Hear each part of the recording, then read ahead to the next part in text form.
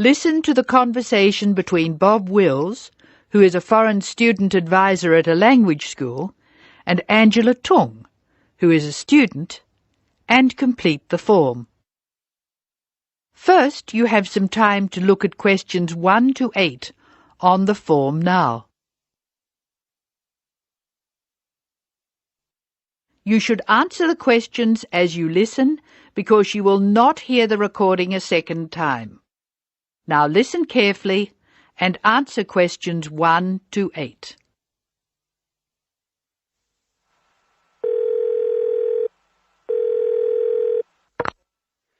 Hello, Foreign Student Advisor's Office. This is Bob Wills speaking. Can I help you? It's Angela Tung here, Bob. I'd like to make a request for special leave. Can I do that over the phone? Hello, Angela. You can make that request by phone, but I'll have to fill the form out. Let me get the special leave form. OK, here it is. Tell me your student number, please. It's H for Harry, 5712. H 5712. OK. What's your address, Angela? I live at 10 Bridge Street, Tamworth. 10 Bridge Street, Tamworth. And your phone number? The telephone number's 8106745. Thanks. What course are you doing? I'm in the writing class. Writing. Who's your teacher this term? Mrs. Green. She spells her name like the colour. Thanks. When does your student visa expire? Let me look. July 15. July 15. OK. Which term do you want to take leave? Do you want dates? First, I have to write a term number. When do you want to take leave? In term 1. OK. Term 1. Now, can you tell me what are the exact dates? I'd like to be away May 31 to June 4. OK, I've got that.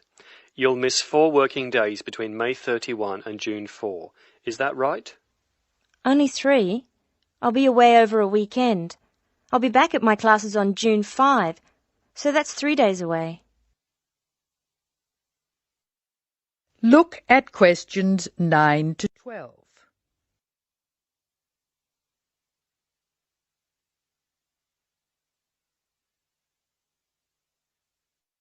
Now listen to more of the conversation between Angela and Bob.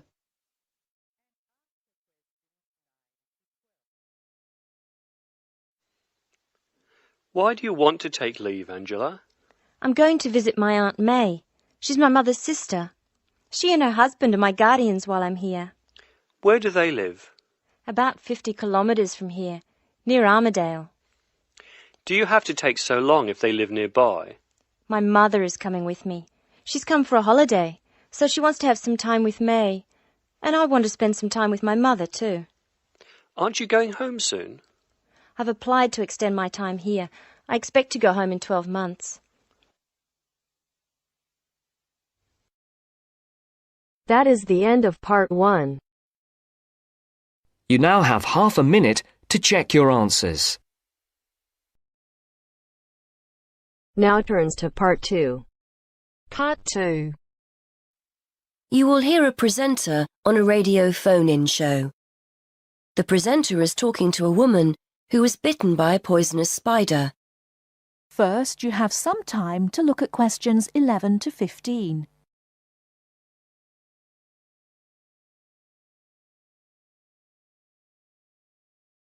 Now, listen carefully and answer questions 11 to 15. Today, we're continuing our Traveller's Tales. On the line we have Amanda Toddington, who had quite a nasty experience in Australia last year. Isn't that right, Amanda? Yes. My husband and I were on holiday and we were staying at a friend's house on the coast near Brisbane. It was towards the end of the holiday and I was about to go into the garden and enjoy my breakfast. I walked out into the kitchen, slid my left foot into my shoe and felt a tiny sting. It was pretty painless, but I shook the shoe off my foot and saw this tiny spider running out as the shoe hit the wall. Anyway, not being an expert, I presumed the worst, that I'd been bitten by something that was going to kill me, and I completely lost control. I don't think I've ever screamed so much in all my life. We'd been told beforehand to always check our shoes before putting them on, as it's a common way to get bitten. So I suppose it was my own fault, really. So what was it that had bitten you? Tony, that's our Australian friend, he immediately asked me if I knew what had bitten me, and I pointed to the corner of the room where I'd last seen the spider. He picked up a jar and found the creature in the corner where the shoe had hit the floor. "It's a redback," he said, and he gently placed the jar over the spider. The funny thing was, we'd been talking about some of the creatures we needed to be careful of a few days previously, and as he said the name redback, the conversation came flooding back to me. In particular, the fact that the bite can be extremely painful. I've found out since that the redback is from the same family as the black widow spider, and it's the female that does the damage, which it turned out was what I'd been bitten by. You must have been absolutely petrified. You can say that again. I remember feeling quite confused. I wasn't in a great deal of pain to begin with, and yet I could see from our friends' faces that they were concerned. Tony explained that the venom or poison of the bite spreads quite slowly, so the pain doesn't feel too bad at first. Gwen, Tony's wife, brought an ice pack, and Tony held it against the bite to make it less painful. Apparently, you're not supposed to put a bandage on the area, as this can make it hurt even more. Tony tried to put my mind at rest by explaining that this was quite a common bite, that the hospital would have an anti-venom, and that everything would be okay. But I was beginning to panic. We were flying back to the UK the next day, and I really didn't know what to do. Before you hear the rest of the talk, you have some time to look at questions 16 to 20.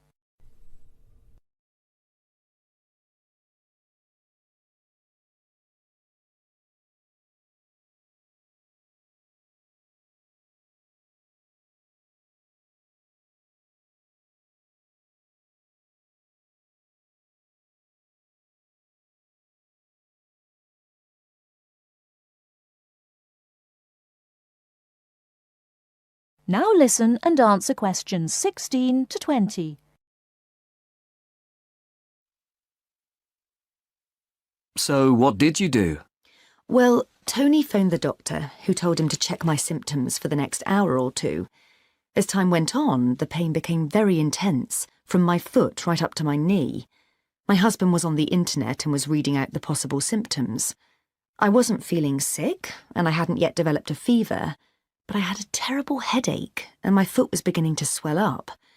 At this point, Tony decided to take me to the local hospital to be on the safe side.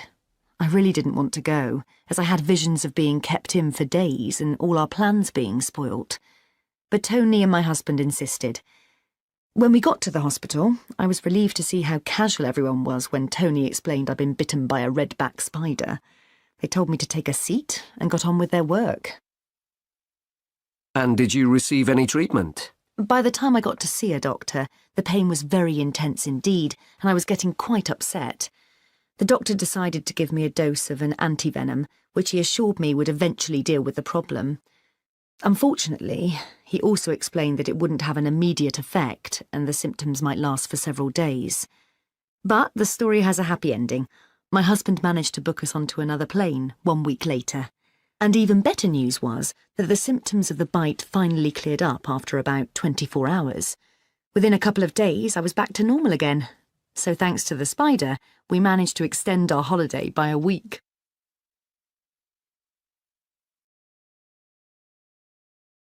That is the end of part 2. You now have half a minute to check your answers.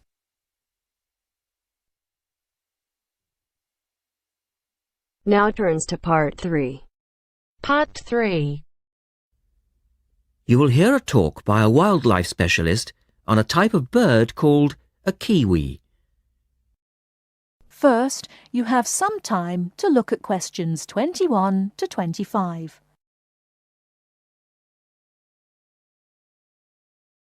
Now listen carefully and answer questions 21 to 25.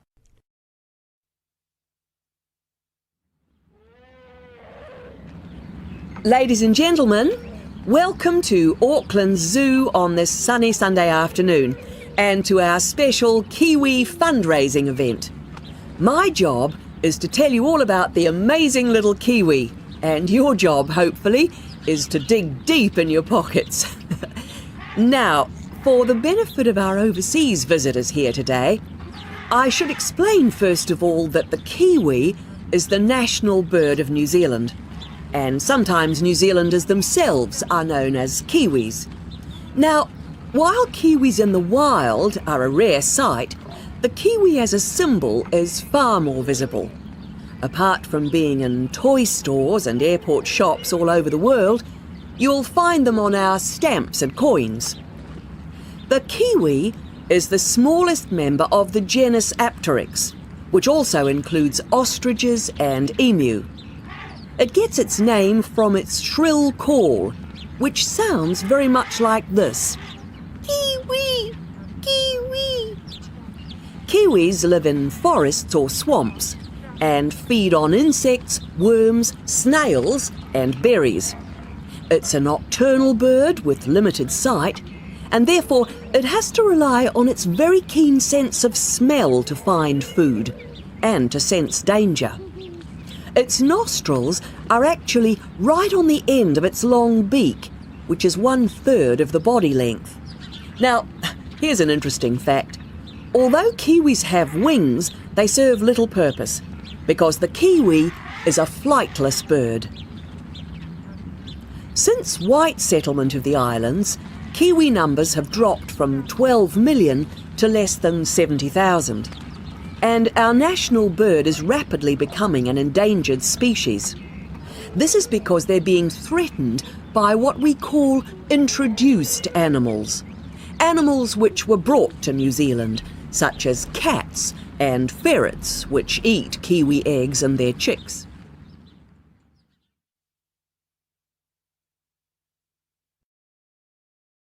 Before you hear the rest of the talk, you have some time to look at questions 26 to 30.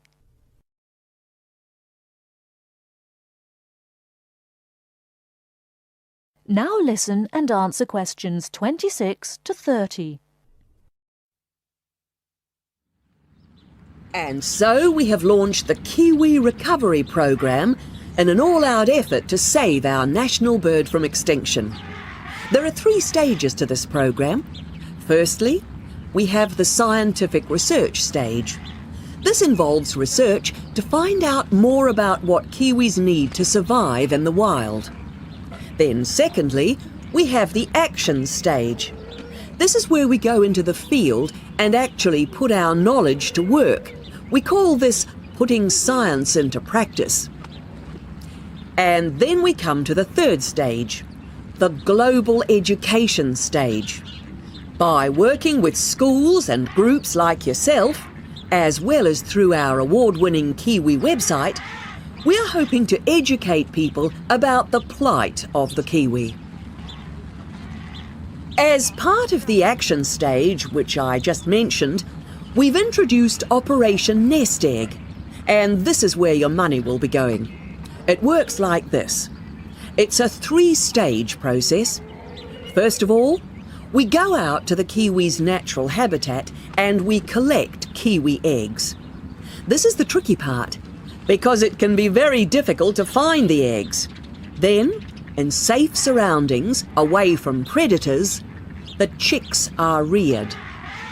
Now, this can be done on predator-free islands or in captivity.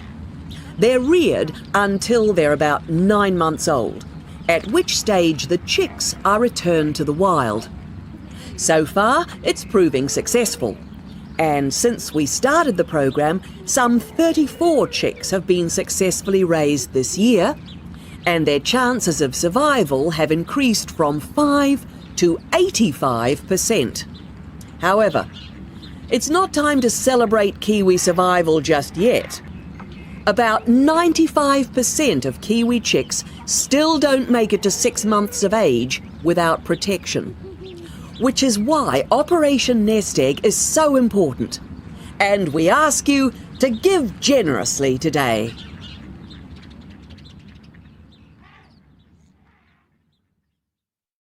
That is the end of part 3. You now have half a minute to check your answers. Now turns to part 4. Part 4. Listen to the last part of the lecture. As you listen, complete the notes below. First, you have some time to look at questions 31 to 40. Now, listen carefully and answer questions 31 to 40. Last time I said that a lot of Irish people left the country and went to England, America and many other foreign countries. Today I'd like to talk about the emigration. The effects of immigration were not all bad. The immigrants experienced a lot of hardship in their new countries. There is a famous story about a park in Shanghai where Chinese and dogs were not allowed.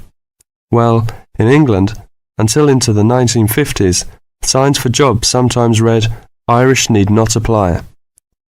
The immigrants often experienced discrimination, but they formed many organisations to look after their fellow immigrants. Many of these organisations later became very important.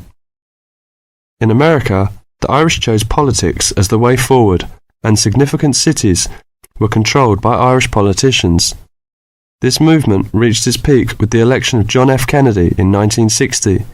His grandparents came from Ireland, and his election had a significant impact in Ireland, helping the process of recovery of self-confidence which we have today. Today, there are 70 million people of Irish descent living outside Ireland. In America alone, there are 40 million people, and 10 million of these people have a 100% Irish background. They carried the culture of their home country with them and adapted it to their new home. They made changes which would be unthinkable in the home country, and we often laughed at the Yankees' Irishness.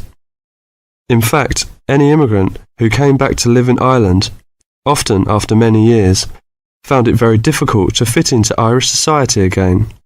They had been changed by the experience. These immigrants have always had an interest in the old country. The American letter was a letter containing dollars sent back to one's family. More recently, President Clinton has been very influential in bringing peace to the north of Ireland. Riverdance itself was the idea of a dancer who was American, who applied American methods to traditional dancing, and the fusion was immediately popular.